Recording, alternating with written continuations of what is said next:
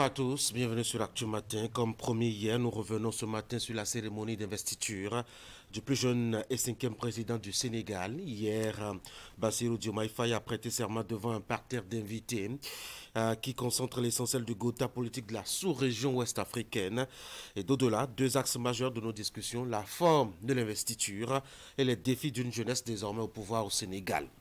Notre invité ce matin, c'est le professeur Dieudonné Ignamankou. Il est enseignant-chercheur d'histoire à l'université d'Abomey-Calavi, mais surtout lauréat du prix de l'Académie royale du Maroc.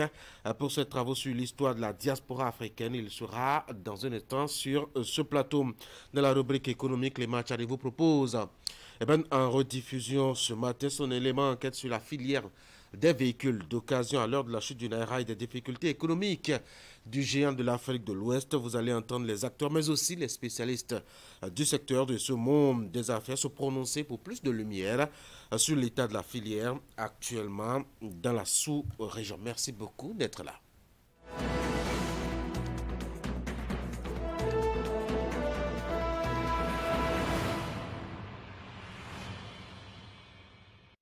Nous commençons par Fraternité pour ouvrir la une des journaux ce matin, maison locative pour la poursuite des études universitaires.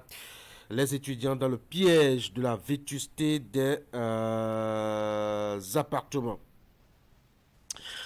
Les violences morales, ces mots qui gangrènent le monde de l'entreprise, a titré en deuxième position Fraternité. Ce matin, lutte contre les produits impropres à la consommation, 5225 litres de sodabi a résonné dans le même plateau. Un dernier titre, totalement en bas, fête culturelle identitaire, l'arrondissement de Bopa aux couleurs de Gogo 2024. Matin libre à présent.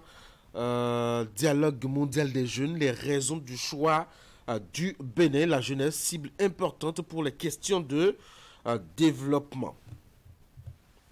Nord-Sud quotidien, déclassement du stade de l'amitié, nécessité de situer les responsabilités. Nous sommes maintenant avec Diakwata et qui nous amène directement au Sénégal. Les promesses de Diomaye Faye au peuple sénégalais, la jeunesse à l'épreuve de la gouvernance au sommet de l'État. A titré en manchette ce matin, Diakwata, les 4 vérités, interdiction de visite à la prison civile de Misrete à un groupe de députés à Madame Rikama Djougou. Les explications du directeur général de l'APB. Dabarou, Bénin, un mois après la répression des infractions au code de la route, des citoyens apprécient la mesure et font des suggestions.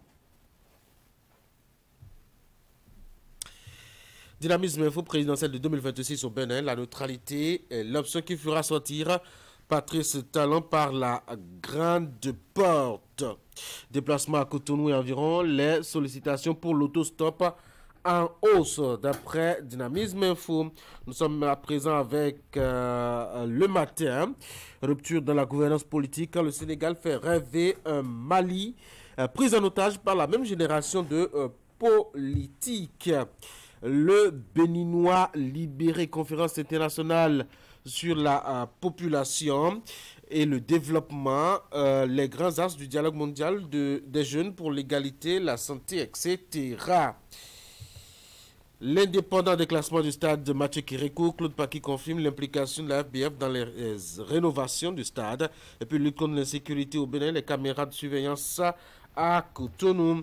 Le potentiel prestation de serment du nouveau président sénégalais, Diomaye Faye, oppose la souveraineté au vautour déguisé en partenaire. Décryptage info, coopération béninoise. Bénin-Russie, pardon, la situation sécuritaire mondiale préoccupe les ministres des Affaires étrangères. Passons à l'affiche du jour. Déclassement du stade de l'amitié JMK de Cotonou. À quoi ont servi 13 milliards de francs CFA pour la rénovation. La tribune de la capitale, première session ordinaire de l'Assemblée de l'année 2024 au Parlement. L'ouverture solennelle le lundi 15 avril prochain. Vous avez la nouvelle Gazette, poursuite des travaux suspendus, les maîtres d'ouvrage dans le viseur de la mairie de Cotonou. Nassiara, le quotidien, succession de Patrice Talon, grève froide ambiante au sommet de l'État. Bénin intelligent, un Sénégal prospère dans une Afrique intégrée. Ça, c'est un titre tiré de l'investiture de Bassirou Diomaye Faye au Sénégal. Et nous voici de retour à la une fraternité pour la deuxième lecture, maison locative pour la poursuite des études universitaires. Les étudiants dans le piège de la vétusté des appartements. Les violences morales, ces mots qui gangrènent le monde de l'entreprise. Lutte contre les produits impropres à la consommation. 5225 litres de Sourabi a raisonné. Dans l'Ouémé Plateau, avis aux consommateurs. Fête culturelle identitaire à l'arrondissement de Bopa aux couleurs de Gogo 2024. Et donc, l'essentiel à retenir des productions de fraternité ce matin en sa une. Vous avez notamment quelques éléments qui pourraient nous intéresser à l'intérieur. Cet article enquête concernant, je dois dire, l'état des maisons locatives pour la poursuite des étudiants. Dans le quartier étudiant universitaire, il n'y a que un piège guette là-bas ces apprenants, la vétusté des appartements. C'est difficile avec des conditions hygiéniques compliquées. L'autre mal, dit donc Maoussé Barnabé ici, c'est l'hygiène qui se pose dans ces lieux-là. Et notre enquêteur qui propose aux autorités de s'intéresser à l'affaire. Comment est-ce que les étudiants vivent? Je dois dire, dans ces conditions, ils sont souvent face à des propriétaires peu scrupuleux. Conditions, réalité, témoignages, acheter fraternité, page 2, vous avez les détails. Détail aussi au sujet de cette opération de la douane, c'est assez surprenant. 5225 litres de Sourabi a résonné dans le plateau. Alors, de quelle qualité parle-t-on quand on évoque justement ces produits impropres à la consommation? Question sur la plume de l'envoyé de fraternité ce matin. Les violences morales, ça existe toujours, et c'est toujours dans le monde de l'entreprise que cela est dominant. Qu'est-ce qui se passe? Fraternité a enquêté. Et puis, ce dossier est réalisé par le journal sur cette investiture hier à Dakar. Bassirou Diomaye Faye, qui est désormais président, en tout cas depuis 24 heures, du Sénégal, le plus jeune président que le Sénégal ait jamais connu, a donc prêté serment hier. Quels sont ses habits neufs? Fraternité allait faire le constat.